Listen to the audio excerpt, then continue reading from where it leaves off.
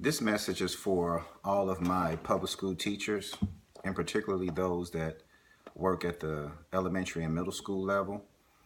I'd like to talk to you about two things that I think should definitely be corrected, what I should say completely abolished in public education.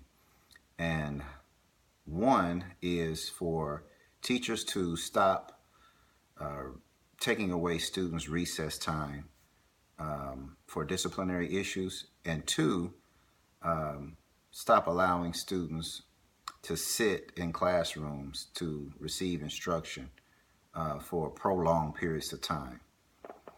And I say this because both of these two issues kind of work hand in hand, and they basically are a detriment to the teaching and learning process.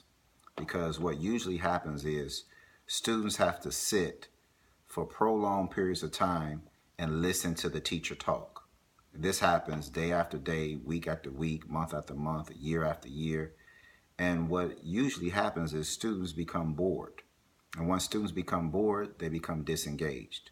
And when they become disengaged, they either fall asleep or they think of other ways to, occupy their time. And usually they become divisive ways. And so when students become distracted and disengaged, the teachers perceive that as a disciplinary issue. And how do they punish the students and discipline them? By taking away their recess. Okay, so if students aren't able to go outside, they have all this bottled up energy. And this energy is going to get out one way or the other because they're children. So it's either going to be released during recess time or it's going to be released during class time. And if you take away their recess, what's going to happen is all of that balled up energy that the students have is going to be released during the class time. And then if that energy is released in an inappropriate way, then the teacher is going to take away the recess some more, and it just become a vicious cycle. Okay? So what I'm proposing is this. Number one, that do not reduce students, do not discipline students by taking away their recess. And two, teachers have to teach in a way that fosters more movement in the classroom and get away from this sit and get kind of model. And when I say sit and get, I mean that it's a model where the students are in their desk, sitting still, they're quiet, expected to be quiet, expected not to move, and they just supposed to listen to the teacher and or take notes. Okay, this sit and get kind of model is it permeates public education.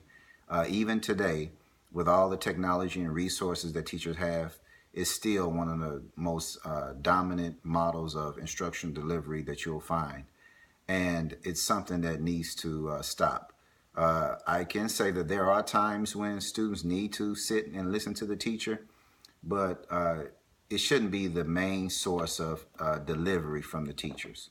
Teachers need to teach and deliver lessons in a way that fosters more movement, because movement increases oxygen to the brain. And once oxygen goes to the brain, students become more alert. And once students become more alert, it requires them to pay more attention. And once students are paying more attention, they're able to receive the information that's being taught to them. Okay? So all of this works in connection with one another. So the more movement that you have in the class, it fosters more engagement. The less movement you have, it increases the chance that you're going to have disengaged students, and therefore the next step is disciplinary issues.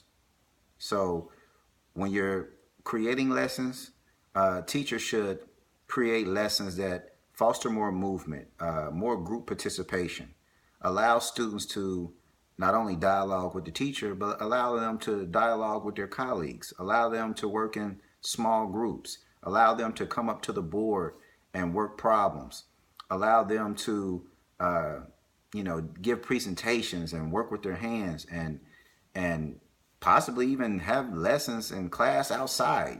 Think outside of the box. The more movement that you foster in the classroom, the better results that you'll have.